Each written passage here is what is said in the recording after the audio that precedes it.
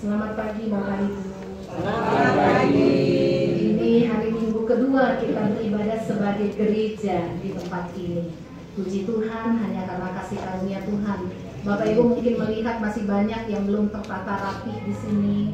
Ya, mohon maaf nih, televisi di depan saya belum bisa menyala karena kabelnya nggak compatible lagi. Mudah-mudahan minggu depan sudah bisa. Kemudian mungkin Bapak Ibu ada yang tidak nyambung, AC-nya sudah bisa hidup. Dan kabel mungkin di atas itu lihat, masih banyak yang perlu dirapikan. Tapi terima kasih karena kita akhirnya bisa beribadah sebagai gereja di tempat ini. Sekarang kalau Bapak Ibu mau cari lokasi di sini, buka Google Map, buka Waze, apalagi ya, Grab, Gojek sudah ada. Ketik saja GPIB Jurang Mangu, maka keluar lokasi ini. Ya, jadi tidak perlu lagi Iya, Jimmy Motor sudah nggak perlu lagi ya. Kita sudah bisa cari GPIB Jurang Mangu. Baik, Bapak Ibu Saudara, saya masuk dalam khotbah. Jadi 2 Raja-Raja 2 ayat 1 sampai 18 ini yang berkisah tentang Elia dan Elisa. Yang kita baca adalah lanjutan dari sebuah kisah panjang tentang Nabi Elia dan Nabi Elisa. Saya flashback sedikit. Jadi di Gibeon saya sudah pernah mengkhotbahkan hal tersebut. Jadi pada satu saat karena sudah terlalu luar biasa tantangan yang dihadapi Elia saat itu, Elia menantang nabi-nabi Baal yang berjumlah 450 orang untuk mempersembahkan persembahan pada dewa mereka, dan Elia akan mempersembahkan persembahan kepada Allah. Ada persyaratannya, kata Elia saat itu. Tidak boleh pakai api, kan persembahan itu harus dibakar. Tidak boleh pakai api. Kalian silahkan minta dengan cara kalian, bagaimana supaya api datang dan menyambar persembahan itu kepada dewa-dewa Baal kalian. Dan aku akan melakukan yang sama kepada Allahku. Mereka berdoa, mereka berteriak, mereka berseru. Mereka sampai buka jubah mereka, lalu pakai belati menorek-norek tubuh mereka. Karena mereka percaya makin banyak darah, maka permintaan itu akan dikabulkan oleh dewa mereka. Tetapi sampai matahari hampir terbenam, tidak terjadi apa-apa. Lalu Elia katakan, oke, sekarang giliran saya. Dan dia panggil tentara-tentara Israel yang ada di situ, karena si Raja Israel berdiri pada pihak dewa-dewa Baal. Dia panggil tentara-tentara, tolong guyur persembahan ini. Dan mereka bawa air begitu banyak, dia katakan belum cukup. Terus sampai di samping mesbah itu bergelimang air, sampai ada kubangan air di sekitar mesbah itu. Terus guyur sampai persembahan mereka persembahkan sapi. Sapi itu penuh berlimpah dengan air, dan air itu menetes-netes. Terus ketika sudah basah kuyup, satu kali dia mengangkat tangan dan berkata, ya Tuhan, apa yang ada di hadapanku ini kupersembahkan kepadamu. Dan api dari surga datang membakar persembahan tersebut. Bukan hanya sapi itu yang terbakar, tapi bahkan kata firman Tuhan, seluruh mesbah itu hangus kehitaman karena api yang datang dari surga. Nah, apa yang dilakukan oleh Elia ini adalah sebuah proklamasi terhadap kehebatan Allah yang luar biasa. Tetapi bagaimana tanggapan para nabi-nabi dewa Baal ini dan Raja Israel? Dia memerintahkan, kejar Elia, tangkap dan bunuh. Kenapa? Karena sudah mempermalukan nabi-nabi Baal ini. Nah, Bapak Ibu dan Saudara, Elia lari. Dia bersembunyi di satu gua, ya, di atas gunung. Dan dia dalam doanya dia katakan begini, lalu untuk apa saya bekerja lagi? Kalau umat ini sudah berkali-kali melihat mujizat Allah, tetapi tidak pernah terjadi pertobatan. Cukup Tuhan, saya nggak mau lagi diutus. Lalu ada 2 hal yang Tuhan katakan saat itu. Pertama, kalaupun engkau berhenti bekerja, walaupun engkau menyelesaikan tanggung jawab ini dan mengatakan aku berhenti bekerja, ya, pekerjaan Tuhan akan tetap jalan. Karena pekerjaan Tuhan itu sama sekali tidak bergantung pada manusia. dari Allah. Jadi ini pertama ya Elia, kau ingat, kau berhenti, aku pakai orang lain. Aku pakai orang lain. Yang kedua kata Tuhan kepada Elia, sekarang juga kau turun gunung, cari seorang pria bernama Elisa. Kepadanya lah aku mempercayakan tanggung jawab pelayanan ini untuk dilakukan, karena memang engkau sudah tua. Nah, Bapak Ibu Saudara, Elisa artinya apa? Elisa artinya Allah adalah keselamatanku. Dan Elia kemudian pergi bertemu dengan si Elisa ini. Elisa bukan orang miskin, dia orang mampu. Dia punya beberapa lembu dan dia menggembalakan lembu-lembu itu. Elia menjumpai dia ketika dia sedang menggembalakan lembu atau sapinya itu, dan Elia lepas jubahnya, dia pakaikan di pundak Elisa, dan dia katakan, mulai sekarang engkau adalah hamba Allah. Luar biasa reaksi Elisa, karena Elisa langsung pada saat itu memerintahkan orang menyembelih semua lembunya, persembahkan untuk Allah, yang sisa bawa ke orang-orang miskin. Dan habis semua, dia jual tanahnya dan dia katakan, Nabi Elia, sekarang aku siap melayani Tuhan. Seluruh hidupnya dia serahkan untuk pekerjaan pelayanan tersebut. Nah, bagian firman Tuhan yang kita baca ini merupakan bagian dari cerita si Elia dan Elisa. Karena Elia tahu bahwa akhir hidupnya sudah dekat, dia kemudian mulai melakukan tur. Dia lakukan tur ke 4 tempat dalam perikop kita ya. Yang pertama, Elia pergi ke Gilgal. Kenapa Gilgal? Karena di Gilgal lah ketika umat Israel masuk pertama kali ke tanah perjanjian, mereka mengikat perjanjian kekal dengan Allah. Kami akan menyembah engkau dengan seluruh hidup kami, dan kami tidak akan pernah meninggalkan engkau.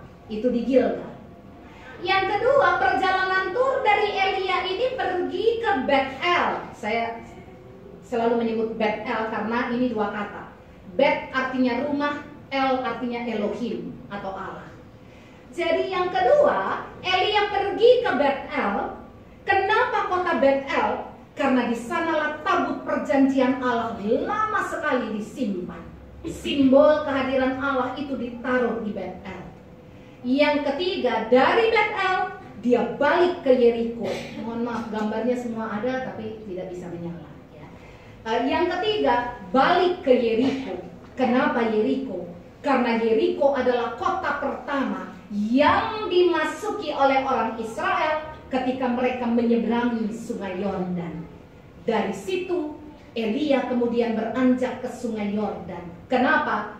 Karena mujizat pertama setelah kematian Musa terjadi di Sungai Yordan pada saat Allah kembali menyibakkan air Sungai Yordan dan umat Israel menyeberang di tanah yang kering masuk tanah perjanjian. Kota pertama adalah Yeriko. Dalam perjalanan tersebut, Elia katakan begini sama Elisa, "Dah, kamu tinggal di sini. Ini dari Gilgal ke Bet-El 11 kilo lebih. Kamu pasti capek." "Oh," kata Elisa, "kemanapun engkau pergi, aku ikut." Dari Bet-El pergi ke Yeriko jaraknya kurang lebih 22 kilo, lebih jauh lagi. "Udah, kau tinggal di sini. Ini urusanku dengan Tuhan, karena ini bagian dari perjalanan kenanganku untuk karya Allah yang besar." "Tidak, aku ikut," kata Elisa. Dari Yeriko pergi ke Sungai Yordan, Elisa tetap ikut. Sampai di Sungai Yordan, mereka duduk bersama. Lalu Elia bertanya pada Elisa, "Kau ingin apa dari aku? Apa yang kau minta dari diriku? Sebagai sebagai orang yang akan melanjutkan karya pelayanan selanjutnya." Lalu Elisa katakan begini, aku minta 2 bagian dari rohmu. Ya. Ini tentang apa? Menurut Elisa, kemampuan Elia menjalankan tanggung jawab pelayanan yang begitu berat karena dia punya roh khusus yang Allah berikan. Kesetiaan yang tidak pernah berubah, tidak takut menghadapi bahaya, dan berani sekali menghadapi apapun. Elia ini gak pernah takut, ya. Dia menghadapi 450 nabi Baal, dia hadapi. Lalu kenapa dia lari pada saat itu? Karena dia marah sekali pada umat Israel. Saya gak mau mati sia-sia, saya mau pergi dan berdoa pada Allah, bicara pada dia. Kenapa ini terjadi? Jadi keberanian, kesetiaan, dan tidak takut menghadapi apapun, serta mau bekerja keras, menurut Elisa, itu ada dalam roh Elia. Jangan berikan 1, berikan 2. Kenapa 2? Kau hebat, kau luar biasa. Tapi aku ini bukan siapa-siapa. Aku tidak punya karunia-karunia khusus seperti dirimu. Jadi biarkan aku memperoleh 2 bagian dari rohmu. Bagaimana reaksi Elia? Awalnya dia diam. Kalau dalam Alkitab bahasa asli Ibrani kita lihat, dia diam cukup lama. Kenapa Elia diam? Karena begini, Elia tahu betul ini umat Israel keras kepala, ini tidak mungkin berubah. Sehingga ujung hukuman Allah itu sudah ada di depan mata. Untuk apa sebenarnya Elisa bekerja keras membawa berita pertobatan kalau umat ini pasti tidak akan berubah? Untuk apa Elisa kerja keras kalau pada akhirnya hukuman itu akan mereka alami? Sehingga buat Elia, sia-sia saya memberikan 2 bagian dari rohku kepadamu kalau engkau tidak bisa berbuat apa-apa. Dia diam dan terus didesak oleh Elisa. Akhirnya Elia memberikan 2 bagian dari rohnya. Selesai dia berikan kata firman Tuhan tadi, datang kereta dari surga. Bukan kereta api ya, kereta berapi ya. Datang dari surga. Lalu kemudian, oh terima kasih. Nah ini masalah baru lagi. Nah next week. Next. Sini udah lewat. Ini petanya ya Bapak Ibu. Gilgal ke Betel, Betel ke Yeriko. Elisa tidak mau melepaskan Elia berjalan sendiri. Next. Ya, ini nabi-nabi Israel yang mengikuti terus dari belakang perjalanan mereka. Next. Ya, mereka terus ikut sampai ke Sungai Yordan. Next. Untuk melihat apa yang terjadi. Nah, Elia lepas jubahnya dan peristiwa Sungai Yordan itu terjadi. Dia mau buktikan bahwa ini loh, begitu air terbelah, ini loh peristiwa mujizat yang Allah lakukan. Dia katakan pada Elisa, tetapi juga kepada imam-imam atau nabi-nabi Yahudi yang ada tadi. Next. Ya, Elisa meminta 2 bagian ya, dari Elia. Elia memberikan. Next. Lalu turunlah kereta berapi dari surga. Ketika kereta itu turun, apa yang reaksi dari Elisa di situ? Bapakku, kereta Israel dan orang-orangnya yang berkuda. Itu dalam penglihatannya. Apa kata Elia? Kalau kau bisa melihat kereta itu, maka 2 bagian rohku ini akan menjadi bagian. Aku berikan. Tetapi bukti bahwa rohku ada padamu, kemampuanku melakukan mujizat, itu juga menjadi bagianmu. Itu akan terbukti kalau kau bisa melihat kereta yang turun dari surga. Jadi tidak semua orang bisa melihat. Nabi-nabi Israel tidak bisa melihat kereta ini. Ketika Elia dijemput dan naik, dia buang jubahnya kepada Elisa. Ini adalah sebuah pendelegasian. Lanjutkan karya pelayanan ini. Dan dia terus pulang ke surga. Kalau kita mau melihat perikopnya, saya tidak lanjutkan di gambar ini. Orang-orang nabi-nabi itu terheran-heran, loh kok tiba-tiba hilang si Elia. Dan mereka kemudian mengutus 50 orang nabi cari di mana Elia berada. Tapi mereka tidak pernah menemukannya. Next. Ya. Jubah yang dipakai, Bapak Ibu, ini lukisannya. Jadi maaf kalau tadi jubahnya merah, sekarang biru ya, karena ini lukisan, bukan foto ya. Jadi jubah itu dia membuktikan apakah dua bagian roh Elia itu ada pada dirinya, karena dia sudah lihat kereta surga, sehingga dia pakai jubah itu untuk kembali melakukan hal yang sama dengan Elia tadi. Dia pukul air sungai Yordan dan peristiwa yang sama terjadi. Air sungai Yordan itu tersibak dan Elisa jalan di tengah-tengahnya untuk menyeberang pergi ke kota yang lain. Nah, Bapak Ibu Saudara, kisah Elia dan Elisa ini mungkin Bapak Ibu dan Saudara sudah dengar dari sekolah minggu dulu. Cerita ini bukan cerita baru untuk kita semua, tapi cerita ini selalu memberi pelajaran berharga untuk kita. Next, pelajaran pertama buat kita. Mari kita belajar menjadi orang-orang yang mendengar dengan hati. Jadi, ketika Elisa meminta pada Elia, dia katakan, berikan 2 bagian dari rohmu. Elia dengar, kasih enggak ya? Berikan tidak ya? Karena ujung-ujungnya juga penghukuman. Tetapi Elia memaknai itu dengan hatinya. Kalau aku memberikan, aku tidak tahu. Siapa tahu perjalanan pelayanan Elisa itu nantinya akan membuat orang-orang Israel ini berubah dan hukuman Allah tidak akan terjadi. Jadi buat Elia, ya, mendengar dengan hati bukan dengan telinga saja itu sangat penting. Kalau orang mendengar dengan telinga saja dan mengolah di kepala bisa salah persepsi. Tapi ketika orang mendengar dengan hati, di balik sesuatu ada yang mau Allah katakan, maka dia akan berhikmat memaknainya.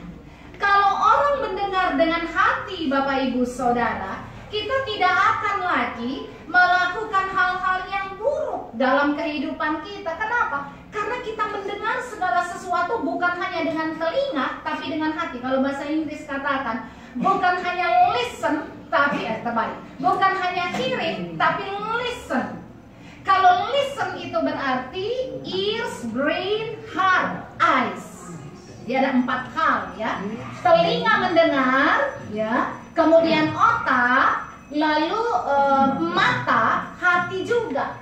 Sehingga ketika 4 ini dipakai, kita akan berhati-hati memaknai apapun di sekitar kita. Kita belajar dari Elia yang luar biasa berhikmat. Dia tahu, dia bisa bilang tidak, maaf, kamu hanya menjalankan sisa pekerjaan ini karena di ujung sana akan dihukum. Tetapi dia tidak melakukan itu karena dia mengerti sekali, Tuhan, kau mampu untuk merubah. Tuhan, aku tidak boleh mengecilkan Elisa. Aku hebat, banyak hal luar biasa yang aku lakukan. Elisa ini bukan siapa-siapa. Tapi kalau Tuhan mau pakai seseorang, tidak ada yang bisa mengatakan dia nggak mampu, dia yang hebat. Karena Allah punya cara bekerja yang kadang-kadang amazing buat kita, sesuatu yang ajaib buat kita, mencengangkan dan tidak kita pahami. Itu Allah kita. Dalam pergaulan dengan sesama, mari kita belajar mendengar dengan hati. Pertengkaran suami istri, orang tua anak, saudara bersaudara, dalam pelayanan, di sekolah, di tempat pekerjaan. Kadang-kadang persoalannya adalah karena kita tidak mendengar dengan hati. Kita mendengar dengan telinga, mengolah dalam keterbatasan kemampuan pikir kita, berasumsi, jadi persoalan besar. Bapak, Ibu, dan Saudara, pelajaran dari Elia dan Elisa ini luar biasa sekali untuk kita semua. Yang kedua, ini Abe Lincoln yang katakan ya, pendeta Abraham, saya mengucapkannya secara sebenarnya, Abraham Lincoln. Pak Betty ada nggak? Betul Pak Betty ya? Abraham Lincoln ya, mengatakan, saya terjemahkan di bawah, engkau tidak dapat lari dari tanggung jawab akan hari esok dengan mengabaikan hari ini. Bahwa di depan mungkin hukuman besar dan memang akhirnya umat Israel menjalani penghukuman. Ya, Elia sudah mengerti sekali ini karakter buruk ini tidak pernah berubah. sedikit berubah baik, lebih banyak rusaknya. Terus seperti itu. Lalu Elia tahu hukuman ada di depan dan benar. Tetapi tanggung jawab yang dia percayakan kepada Elisa ini harus berjalan. Tanggung jawab untuk hari esok harus dimulai dari hari ini. Tanggung jawab besar di depan sana harus diperhatikan dengan serius dan diseriusi dan dilakukan pada saat ini. Kalau bicara tentang jemaat kita ini, apa tanggung jawab besar kita? Kita bicara tentang gereja, kita bicara tentang masyarakat di sekitar sini. Banyak yang belum punya gereja mungkin, atau yang ke gereja terlalu jauh. Saya ketemu dengan orang Inforkomlit Bang, saya lupa nama beliau. Ya Bu Pendeta, rumah saya itu mungkin dekat Pak Petrus itu, masuk di sekolah Ricci itu ke dalam, dekat banget sama GPIB Jurangmangu. Gereja di sini, aduh saya udah terlalu lama gereja di sana, ya. Dan mungkin banyak yang seperti itu juga. Visi kita ke depan ini harus jadi gereja. Puji Tuhan, perjuangan kita belum selesai karena Pastori 2 itu akan dialihfungsikan menjadi gereja. Dana 103 juta yang dari Gibeon itu sudah dialokasikan untuk pengembangan itu. Pastori itu akan menjadi gereja ke depan dan biayanya tidak sedikit, Bapak Ibu Saudara. Tetapi visi itu harus tetap ada. Tanggung jawab kita kepada siapa? Pada Tuhan. Dan itu harus dimulai sekarang ini. Sebuah tanggung jawab besar di depan harus dimulai dari sekarang ini. Saya kemarin mimpin seminar orang tua murid dari siswa sekolah, apa nama sekolahnya? Tirta Marta Pondok Indah, tapi gabung dengan Tirta Marta Cinere. Buatnya di Tirta Marta Pondok Indah. Orang tua kurang lebih 600 orang. Nah, Bapak Ibu, saya katakan satu, materinya yang nulis saya ada seorang psikolog dan dosen Ukrida. Kami bertiga ini punya penabur ya, menulis, lalu kemudian kami TOT-kan kepada 12 pembicara. Kami jalan 12 plus 3, 15 orang ke 80 sekolah penabur di Jakarta, Bandung, sampai Lampung. Ini tugas sampai bulan Juli kami lakukan. Nah, saya katakan pada orang tua, Bapak Ibu Saudara, kenapa Bapak Ibu perlu hadir di sini? Karena kita berbicara tentang anak-anak. Dan anak-anak Bapak Ibu adalah masa depan. Masa depan gereja, masa depan bangsa. Kalau mau merubah karakter anak supaya hidup di depan sana menjadi lebih baik, harus mulai dari sekarang. Bagaimana caranya sekarang? Orang tua berubah dulu. Karena kita teladan. Kalau kita tidak berubah, anak-anak itu peniru yang paling jago. Kalau anak-anak melihat orang tuanya melakukan yang buruk, mereka ikut lakukan yang buruk. Jangan berpikir bahwa tenang, gereja sudah mengajar, sekolah minggu, kemudian sekolah juga sudah mengajar. Apa yang mereka lihat itu yang mereka lakukan. Ada orang tua yang kadang-kadang tertawa lihat kelakuan anaknya yang agak aneh. Lucu ya, padahal saya nggak ngajar loh. Kok bisa begitu? Dia nggak perlu Bapak Ibu ajar. Dia lihat sesuatu yang sangat kecil, tetapi itu langsung masuk, dia rekam dan dia lakukan. Bicara tentang masa depan anak, masa depan keluarga Bapak Ibu, mulai dari sekarang. Bagaimana kita rubah sekarang untuk hidup yang lebih baik ke depan. Dalam rangka apa? Tanggung jawab kepada Tuhan. Itu harus dimulai sekarang. Yang terakhir, next. Kesetiaan harus dikerjakan. Ia membutuhkan kerja keras dan konsistensi menjalankannya. Jadi yang namanya kesetiaan itu tidak bisa diam-diam pasti setia. Kesetiaan itu butuh kerja keras. Setia pada apa? Setia membaca SBU misalnya. Setia membaca Alkitab. Kalau saya tanya, Bapak Ibu setia baca SBU?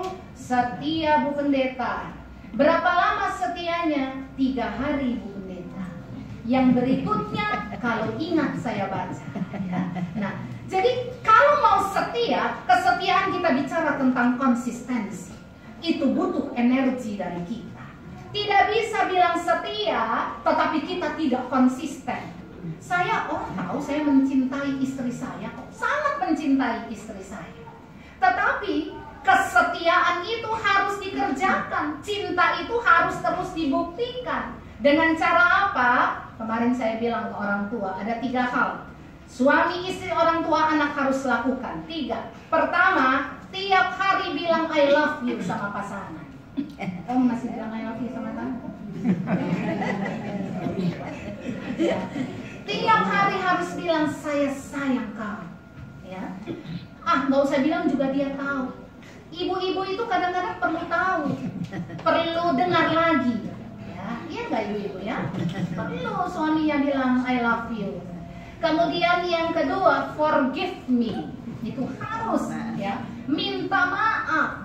Itu bagian dari mengerjakan kesetiaan dalam hidup perkawinan. Lalu thank you, terima kasih untuk yang kecil sekali. Tiap hari dia bawa teh ke meja. Saya bangun sudah ada teh di meja. Saya bangun sudah ada teh. Itu berulang. 1 kali dia lupa, saya marah. Kenapa yang banyak yang sering dia lakukan ini? Kita tidak katakan terima kasih sayang, kau luar biasa. Tidak ada kau, rasanya ada yang kurang dalam hidup ini. Ya? Jadi kita harus bangun itu. Karena kesetiaan harus dipelihara. Jangan sudah punya anak, cucu, lalu kita lupa untuk melakukan hal seperti itu. Karena sudah dianggap sebagai rutinitas. Kesetiaan Elia dan Elisa kepada Allah harus dikerjakan. Luar biasa, hantaman-hantaman. Bahkan ketika Elisa sudah mulai melakukan karyanya, hantaman demi hantaman luar biasa untuk Elisa. Kesetiaan pada Allah tidak berubah. Sebagai apapun Bapak Ibu, presbiterkah saat ini, pemusik, petugas sound system, petugas multimedia, paduan suara, apapun itu, ingat, aku lakukan karya ini karena ini merupakan bentuk dari kesetiaan kepada Allah. Konsisten lakukan, tantangan seperti apapun tidak boleh mutung, karena apa yang kita lakukan adalah sebuah persembahan untuk Tuhan, bukan untuk pendeta Nancy, bukan untuk majelis sinode, bukan untuk siapapun, tapi untuk Tuhan.